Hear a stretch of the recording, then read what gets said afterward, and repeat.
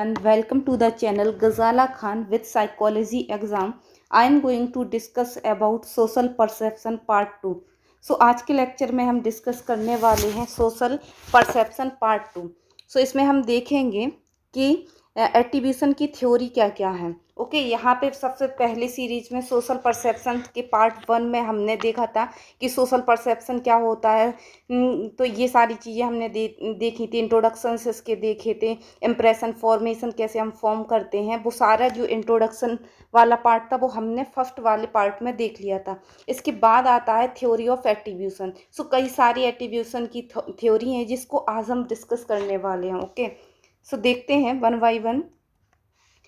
Theory of attributions. Okay, there are main theoretical emphasis to make up general body of attribution theory. So सबसे पहले theory है Heather's theory of naive psychology and John Davis theory of correspondence inference and Kelly covariation model. So ये जो 3 theory हैं ये बहुत ज़्यादा important हैं और ये हर बार नेट के क्वेश्चंस में पूछी जाती हैं, एग्ज़ाम में पूछी जाती हैं. सो इनसे एक सीक्वेंस में भी इससे क्वेश्चंस बन जाते हैं कि इनके सीक्वेंस लगाओ कि कौन कब आया था. सो इस सीक्वेंस के बेस पे भी ये थ्योरी बन जाती है. जैसे कि ये 1958 में आई थी, 1965 में एंड 1967 में. सो ये सीक्वेंस में ही हमने रखा है इसको. सो ये भी आपको एक ये सीक्वेंस वाला यहाँ से क्वेश्चंस बन जाता है. देन इसके बाद ये इनकी पर्टिकुलर थ्योरी से भी क्वेश्चंस आते हैं. Okay so one by one करके देखते हैं थ्योरी. ये हमने फर्स्ट वाले पार्ट में भी डिस्कस कर ली थी ये वाली थ्योरी, हैदर की theory of naive psychology. But यहाँ पे थोड़ा सा रिवाइज कर लें पिछली क्लास के लिए कि इन फिट्स हैदर कंसीडर, जिसे हम फादर ऑफ एट्रीब्यूशन थ्योरी भी बोलते हैं और हैदर को ही फादर ऑफ एट्रीब्यूशंस बोलते हैं. ओके सो हैदर ने क्या दिया था, theory propose simply dichotomy for people explanation. इन्होंने दो चीज़ें बताई थी, इंटरनल एंड एक्सटर्नल. सो इसी बेस पे इंटरनल और एक्सटर्नल के बेस पे ही सारी थ्योरी आई हैं आगे की, जो कि कैली की थ्योरी है, जॉन्स डेविस की थ्योरी है, कि किस तरह से इस इंटरनल और एक्सटर्नल के बेस पे हम एट्रीब्यूट करते हैं कि ये इंटरनल डिस्पोजिशन से या एक्सटर्नल डिस्पोजिशंस वाला है. सो इस वजह से इसे फादर ऑफ एट्रीब्यूशंस भी बोलते हैं. Okay so internal disposition attribution क्या है, process of assigning the cause of our own behaviour on of other behaviour. Internal और डिस्पोजिशन फैक्टर. सो इंटरनल उसी को ही हम डिस्पोजिशनल एट्रीब्यूशन बोलते हैं. ओके सो द प्रोसेस जब हम असाइन करते हैं, एट्रीब्यूशंस क्या है, कॉज ऑफ बिहेवियर. किसी के बिहेवियर के पीछे कॉज को असाइन करना कि ये पर्टिकुलर बिहेवियर हो रहा है तो इसका वजह क्या है, इसके कारण क्या है.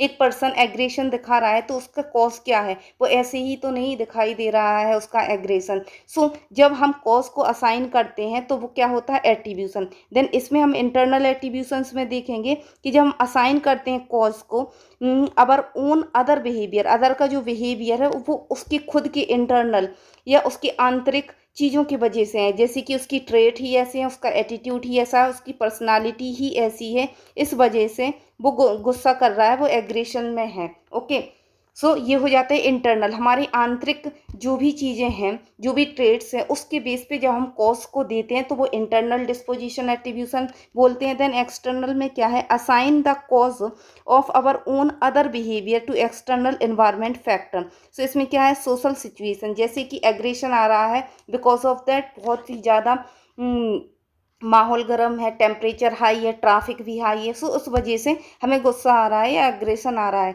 सो इस बेस पे हम असाइन करते हैं कॉज को. सो ये इंटरनल एंड एक्सटर्नल जो भी एट्रीब्यूशंस दिए हैं हैदर ने, इसके बेस पे ही आगे की थियरीज चलेंगी. ओके सो ये थोड़ा सा हो गया रिवाइज जो हमने पिछले सेशंस में पढ़ा था. यहाँ पे सेम वही चीज़ है. डिस्पोजिशनल में क्या है, believe that people personality and personal choice explain why they behave as they do, कि वो किस तरह से बिहेव कर रहा है बिकॉज ऑफ दैट उसकी पर्सनालिटी, उसकी पर्सनल चॉइस है ऐसा बिहेव करने के लिए. ओके सो ये है इंटरनल या डिस्पोजिशन एट्रीब्यूशन. देन सिचुएशनल में क्या है, बाहर की सिचुएशन ही ऐसी है, इस वजह से वो वैसा बिहेवियर कर रहा है. ओके देन इसके बाद यहाँ देखें attributions, what cause a certain behaviour. हमारे बिहेवियर के पीछे कुछ कॉज क्या है, एग्रेशन दिखाई दे रहा है तो क्यों दे रहा है. तो जब भी हम अपने बिहेवियर के पीछे या दूसरे के बिहेवियर के पीछे कॉज को असाइन करते हैं, सो वो उसको हम एट्रीब्यूशंस बोलते हैं. It is something within a person of we observe. जैसे कि अंदर पर्सन ऑब्जर्व करते हैं, देन की पर्सनालिटी। सो ये हो जाता है इंटरनल एट्रीब्यूशंस, इसे ही हम डिस्पोजिशनल एट्रीब्यूशंस बोलते हैं। ओके, उसी तरह से it is caused by something outside the person B observe, जब हम पर्सनस को ऑब्जर्व करते हैं उसकी आउटसाइड क्राइटेरिया से, जैसे कि उसकी सिचुएशन ही ऐसी है, टेम्परेचर हाई है, ट्रैफिक लगा हुआ है, इस वजह से वो एग्रेशन में है, सो ये एक्सटर्नल हो जाएगा। देन सिचुएशंस के बेस पे होगा उसके, सो इसे एक्सटर्नल बोलते हैं, इसे सिचुएशनल एट्रीब्यूशंस भी बोलते हैं। आई होप ये रिवाइज हो गया होगा। अब देखते हैं इसके आगे यहाँ से correspondence theory. The correspondence theory ये सीक्वेंस में है, वो इनके ये जो ईयर हैं वो भी याद रखना है। Okay, so the first of theory Jones Davis theory of correspondence inference. So inference क्या होता है?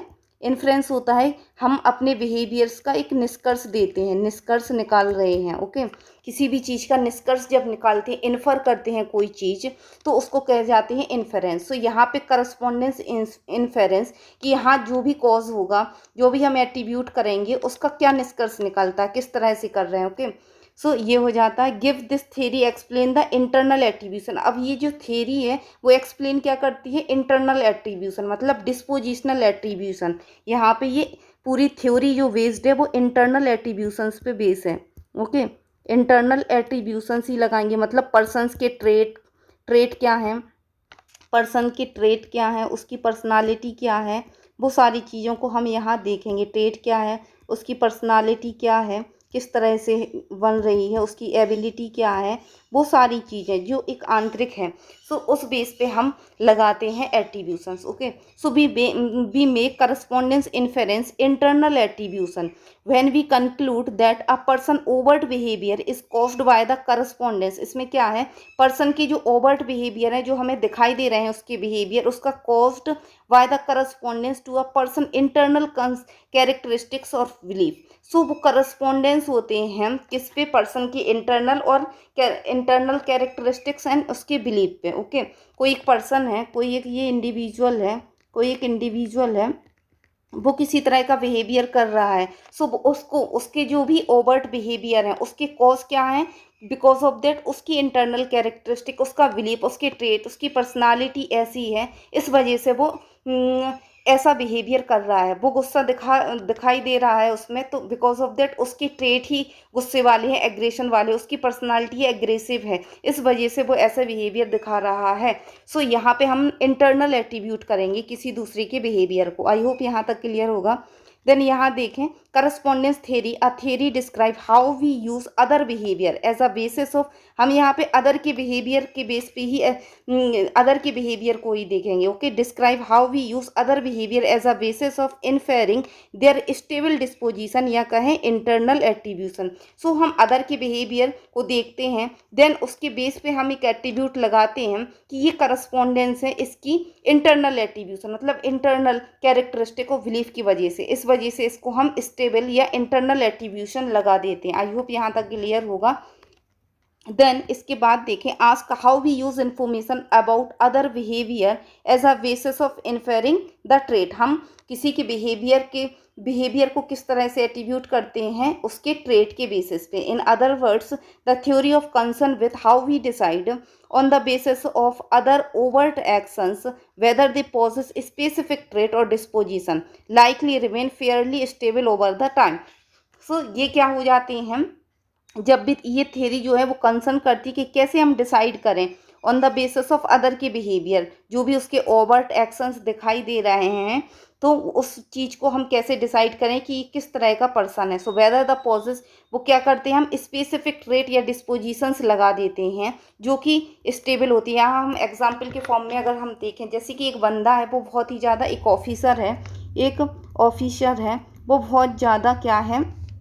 ऑनेस्ट है, अपनी जॉब को लेके वो घूस नहीं लेता, तो उसका एक स्पेसिफिक ट्रेट है। अब उसकी जो भी ओवर्ट बिहेवियर है, कोई पर्सन है उसको घूस भी दे रहा है बट वो घूस नहीं लेगा, वो ईमानदारी से काम करेगा। सो जो भी उस ऑफिसर के जो एक्शंस दिखाई दे रहे हैं उसके बेस पे अब हम उसके बेसिस पे उसकी चीज़ों को एट्रीब्यूट करेंगे कि ये ऐसा क्यों कर रहा है, बिकॉज ऑफ दैट उसके ट्रेट ऐसे हैं कि वो ऑनेस्ट है। और ये ऑनेस्टी का ट्रेट ऐसा नहीं कि आज के लिए, ये फेयरली स्टेबल है, परमानेंट है, हमेशा के लिए ये परमानेंट हो जाता है, परमानेंट है, ये चीज़ परमानेंट हो जाती है, ये नहीं कि आज है कल नहीं होगी, ये परमानेंट होती है ओवर द टाइम के लिए। आई होप अब यहाँ तक क्लियर होगा कि किस तरह से हम एक पर्सन्स के बिहेवियर को एट्रीब्यूट करते हैं कि ये पर्सन किस तरह का है अपनी इंटरनल कैरेक्टरिस्टिक्स से, उसी को हम डिस्पोजिशनल एट्रीब्यूशंस भी बोलते हैं। ओके, सो देन यहाँ आगे देखिए, we are more likely conclude that other behaviour reflect their stable trade.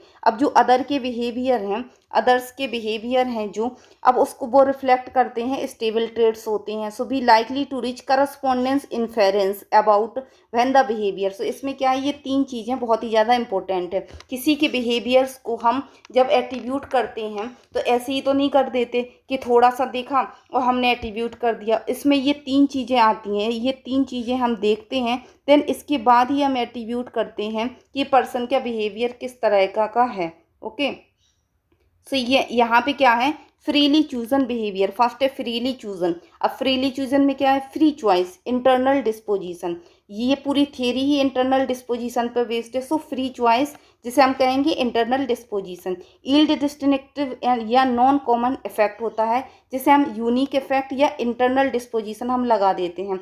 Then is low in social desirability, में लो है तब भी वो इंटरनल डिस्पोजिशन है। अब ये कैसा है, यहाँ पे ये शॉर्ट फॉर्म में लिखा है, अब इन डिटेल हम देखते हैं इसको, तब ये समझ आ जाएगा कि ये फ्रीली चूजन जो लिखा है, सो ये इंटरनल डिस्पोजिशन, ये इंटरनल डिस्पोजिशन से, और ये भी इंटरनल डिस्पोजिशन हम लगा रहे हैं। सो कैसे लगा रहे हैं हम, यहाँ से देखें, इस freely chosen, free choice, internal disposition. If a behavior is freely chosen, it is believed to due to a internal dispositions factor. हम जो एक बंदा है या फिर सोच लो कोई बंदा है वो बिहेवियर कर रहा है, उसके पास खुद की चॉइस है, वो बिल्कुल फ्री है वो बिहेवियर करने के लिए। जब वो फ्री है वो बिहेवियर करने के लिए तो हम क्या बोलते हैं, वो उसको इंटरेस्ट है उस चीज़ के लिए, वो उसको लगाव है उस चीज़ के लिए कि वो डांस कर लेती है तो वो बहुत ही ज़्यादा डांस करती है, वो बहुत ज़्यादा रील बनाती है क्योंकि उसकी चॉइस है ऐसा करना, तो उसकी चॉइस है तो वो इंटरनल डिस्पोजिशन या इंटरनल एट्रीब्यूशन हम लगा देते हैं क्योंकि उसकी आंतरिक, वो खुद ही उसके ट्रेट ऐसे हैं कि वो ये चीज़ करती है। एग्जाम्पल के फॉर्म में भी और अच्छे से क्लियर होगा कि if there is no compulsion of attending the class lecture even then I student attend the class, कोई भी कंपल्सन नहीं है कि क्लास में लेक्चर को अटेंड ही करना है, बट फिर भी स्टूडेंट उस क्लास में आके लेक्चर को अटेंड करते हैं। So it can be infer, तो अब हम इन्फर कर सकते हैं, एक निष्कर्ष निकाल सकते हैं। क्या निष्कर्ष निकाल सकते हैं उस स्टूडेंट के बारे में कि वो रियली इंटरेस्टेड है अपनी स्टडी के लिए, इस वजह से वो हर एक लेक्चर लेता है। जैसे कि यहाँ पे हम ये लेक्चर डालते हैं तो जो भी स्टूडेंट है वो ये लेक्चर लेती ही हैं, तो उन पे कोई कंपल्सन नहीं है, उनकी खुद की चॉइस है, उन्हें ये लेक्चर अच्छे लग रहे हैं, इस वजह से वो लेक्चर को अटेंड कर रहे हैं अपनी नेट की प्रिपरेशन के लिए। ओके, सो उनके पास फ्री चॉइस है ऐसा करने के लिए, और फिर उस चीज़ से हम इन्फर क्या कर सकते हैं कि वो पर्सन बहुत ही ज़्यादा क्या है, इंटरेस्टेड है, वो अपनी नेट की प्रिपरेशन करना चाहता है, इस वजह से वो ये लेक्चर को अटेंड कर रहा है। सो उसका इंटरनल डिस्पोजिशंस है। ओके, ये एक्सटर्नल नहीं हुआ, यहाँ इंटरनल ही होगा। ओके, देन इसके बाद आता है यील्ड डिस्टिंक्टिव। यील्ड डिस्टिंक्टिव या कहें नॉन कॉमन इफेक्ट। अब नॉन कॉमन इफेक्ट क्या है, यूनिक इफेक्ट, जैसे हम यूनिक इफेक्ट भी कहते हैं। अब यूनिक इफेक्ट कैसे हुआ, जैसे कि non common effect that can be caused by one specific factor but not by the other। Non common effect क्या होता है, एक ही स्पेसिफिक फैक्टर की वजह से ये होगा, एक ही स्पेसिफिक फैक्टर है उसकी वजह से ही होगा, बजाय कि बहुत सारे फैक्टर यहाँ पे अवेलेबल हैं। एक लड़का है, एक वॉइस है, एक सेकेंड, एक वॉइस है उसे एक रिश्ता आया, उसे मैरी करना है एक गर्ल से। सो गर्ल्स क्या है, ब्यूटीफुल है, इंटेलिजेंट है, गुड लुकिंग है और अच्छी फैमिली से है, रिच फैमिली से है, और उस पर्सन ने उससे मैरिज कर ली, उससे शादी कर ली। सो वो क्यों की उससे, आप बता सकते हो, नहीं ना, बिकॉज ऑफ दैट कई सारे फैक्टर्स है उसमें अवेलेबल है, हर एक फैक्टर ही उसमें अवेलेबल हैं, तो आप नहीं बता सकते। बट अगर वो ब्यूटीफुल है, बाकी उसमें कोई भी चीज़ नहीं है, तो अगर उस पर्सन ने उससे शादी की तो हम ये एट्रीब्यूट कर देंगे कि उस पर्सन को ब्यूटीफुल लड़कियां ही पसंद है, उसको ब्यूटी ज़्यादा पसंद है, वजह एजुकेशन, वजह और चीज़ों की। ओके, तो वो पर्सन की खुद की क्वालिटी है कि वो ब्यूटी को ज़्यादा प्रेफर करता है। तो ये यूनिक इफेक्ट हुआ, इस वजह से वो उसका इंटरनल डिस्पोजिशन है, वो इंटरनल ही ऐसा है कि उसके बिहेवियर के पीछे अगर हम कॉज असाइन करें तो हम यही बोलेंगे कि वो इंटरनल डिस्पोजिशंस हैं। ओके, सो इस वजह से ये हो जाता है non common effect, those effect that can be caused by one specific factor. मतलब कि इसने जो भी बिहेवियर किया उसका कॉज सिर्फ एक स्पेसिफिक फैक्टर है, but not any other permanent factors. Okay, अब इसको हम देखें एग्जाम्पल के फॉर्म में। For example, imagine that one your friend you just got engage. देखो यही एग्जाम्पल आ गया कि आपका फ्रेंड है वो इंगेज होने जा रहा है, his future spouse is very attractive. उसकी फ्यूचर स्पाउस जो है, वाइफ जो है, बहुत ज़्यादा अट्रैक्टिव है, ग्रेट पर्सनालिटी है, widely in love with your friend and very rich family से है। What you can learn about your friend from the decision to marry the women. आप ये बता सकते हो कि आपकी फ्रेंड ने उस वुमेन से मैरी करने का डिसीजन लिया तो क्यों लिया, क्योंकि उसमें ये सारी चीज़ें हैं। तो हम एक फैक्टर की हम नहीं बता पाएंगे कि उसने क्यों डिसीजन लिया, क्योंकि उसकी तो सारी ही अच्छी चीज़ है, उस वजह से उसने शादी के लिए हाँ बोला। तो नॉट मच आप नहीं बता सकते। There are so many good reason है, उस वजह से उसने चूज कर लिया। But if the girl is beautiful and rest three things are not there, so we infer that the boy has given importance to physical appearance. So बाकी चीज़ें यहाँ पे अवेलेबल नहीं है, बट वो ब्यूटीफुल है। अब आप बता सकती हो कि उस लड़की ने उस लड़की से शादी करने के लिए क्यों क्यों एग्री हुआ, बिकॉज ऑफ दैट ब्यूटीफुल है वो लड़की। उसका उस वॉइस की खुद की ही चीज़ ये है इनकी, वो ब्यूटीफुल चीज़ों को ज़्यादा प्रेफर करता है। सो उसका खुद का ट्रेड है, ना कि किसी और का। इस वजह से हम उसको ये बोल सकते हैं, इंटरनल डिस्पोजिशन एट्रीब्यूशन लगा सकते हैं कि उसकी खुद की ही ये है कि वो ये ऐसा करता है। ओके, सो इंटरनल डिस्पोजिशन हम यहाँ पे लगा देंगे। देन इसके बाद हम देखें इज़ लो इन सोशल डिज़ायरेबिलिटी। अब लो इन सोशल डिज़ायरेबिलिटी में क्या है, low in internal dispositions. So social desirability means performing action according to the social norms. So social norms के अकॉर्डिंग ये आ जाता है। सो इसमें क्या है कि एक बंदा है वो क्या है, सोशल डिज़ायरेबिलिटी में क्या है, हम अपनी सामाजिक नियम के अकॉर्डिंग चल रहे हैं। ओके, सो उसमें वो लो है। सो लो social desirability means performing action, कोई भी हम एक्शन परफॉर्म करते हैं अकॉर्डिंग टू वो सोशल नॉर्म्स या सोशल की नियम के अकॉर्डिंग ही हम करते हैं। बट इसमें क्या हो जाएगा, लो होगा कि कोई एक बंदा है वो सोशल की नियम के अकॉर्डिंग नहीं चलता।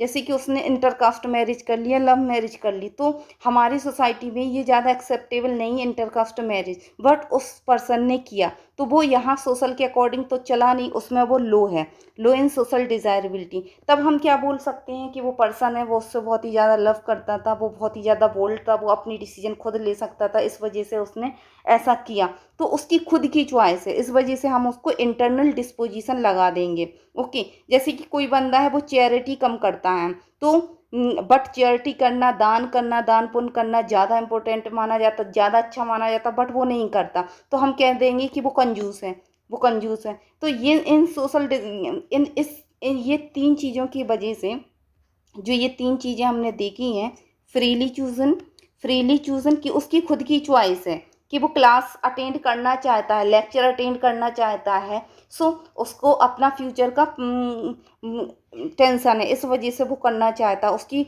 वो खुद इंटरेस्टेड है आगे बढ़ने के लिए, करियर में बढ़ने के लिए, वो खुद में फ्रीली चूज है, वो फ्री है। सो वो इंटरनल है, वो खुद में इंटरेस्टेड है, इस वजह से हम एट्रीब्यूट कर देते हैं कि ये इंटरनल उसकी कैरेक्टरिस्टिक्स ही ऐसी हैं, internal disposition. Then yield distinctive या नॉन कॉमन इफेक्ट में क्या है, यूनिक इफेक्ट, कि कई सारी चीज़ें अवेलेबल नहीं है, सिर्फ एक चीज़ की वजह से हमने वो डिसीजन लिया है, बिकॉज ऑफ दैट हमने ब्यूटी को प्रेफर किया, तो उसका खुद का रीज़न है उसको प्रेफर करने के लिए। सो ये भी इंटरनल डिस्पोजिशन हम एट्रीब्यूट करेंगे। Then is low in social desirability. So low in social desirability में क्या है कि कोई भी बिहेवियर है कि हम दान पुण्य कम में करते हैं। ओके, तो ये क्या है, हम सामाजिक नियम या सोशल के नियम के अकॉर्डिंग नहीं चल रहे तो वो लो है।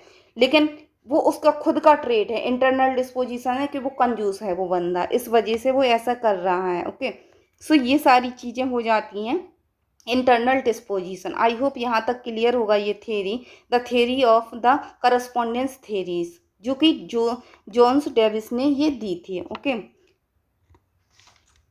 सो आज के लेक्चर में इतना ही। आई होप सारी चीज़ें क्लियर होंगी। If you have any doubt you can ask me. Thank you so much. Please channel को सब्सक्राइब कीजिए, शेयर कीजिए एंड कंटिन्यू इन सीरीज़ को देखते जाइए, जिससे कि आपकी प्रिपरेशन भी अच्छी होती जाए। और सब्सक्राइब कीजिए ताकि मुझे भी मोटिवेशन मिले कि हम 1 to 1 इन सारी सीरीज़ को आगे बढ़ाएं और जल्दी 1 by 1। Okay, so thank you so much.